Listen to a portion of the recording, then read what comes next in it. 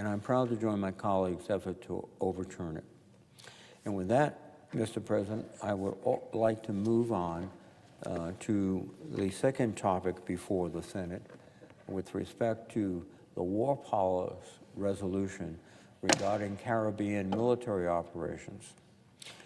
I rise to express my deep concern about the Trump administration's ongoing military operations in the Caribbean and to voice my strong support for the War Powers resolution introduced by Senators Schiff, Kaine, Wyden, and Sanders. Over the past month, the United States has carried out 4 lethal strikes on boats in the Caribbean, reportedly killing 21 individuals. These attacks have been retroactively explained by the President's unilateral declaration that the United States is in, quote, armed conflict with unnamed, quote, non-state armed groups throughout the Western Hemisphere. He has deployed thousands of U.S. forces, ships, and aircraft to conduct these operations, all without congressional authorization and without any credible explanation to the American people. Let me be clear. The drug cartels that traffic poison across our borders are violent and reprehensible. They have devastated families and communities across our country. And we must do everything in our power through law enforcement, intelligence, and international cooperation to bring these organizations down. But that is not what this is all about. These are not police actions or defensive operations. These are targeted, lethal military strikes using weapons designed for warfare, not interdiction or law enforcement. The administration has offered no positive identification of those killed, nor any information linking the boat crews to cartels. In fact, they have not proven that these vessels were engaged in drug trafficking, nor even that they were destined for the United States. I would note that even if this evidence had been provided, that would only justify interdiction by law enforcement, not lethal military strikes. The justification thus far has relied entirely on the President's word, and that's not good enough. Our Constitution does not vest the power to wage war on one man's word. The White House has claimed that these strikes are allowable under the President's Article II powers as Commander-in-Chief. But Article II is not a blank check. The framers of our Constitution deliberately separated the powers of war and peace between the branches.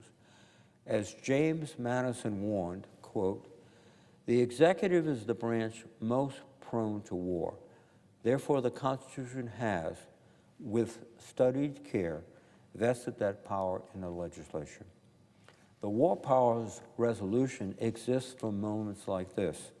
It ensures that before we send American forces into hostilities, the people's representatives have debated and voted on the decision. It ensures accountability. It ensures legitimacy. If we allow these unauthorized operations to continue unchecked, we will have surrendered Congress's most solemn constitutional duty. We will have set the precedent that the President, any President, may initiate military action at will, without oversight, without transparency, and without the consent of the governed. Mr. President, we have seen this pattern before.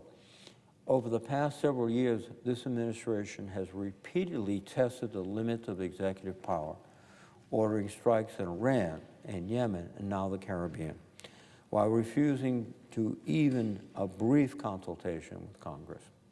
Each time, the lines blur a little further.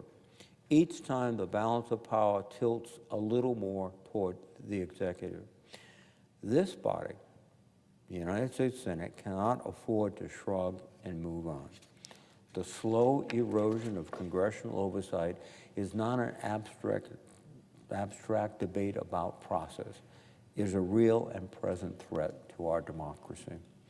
The War Powers resolution before us does not tie the President's hands in responding to genuine threats.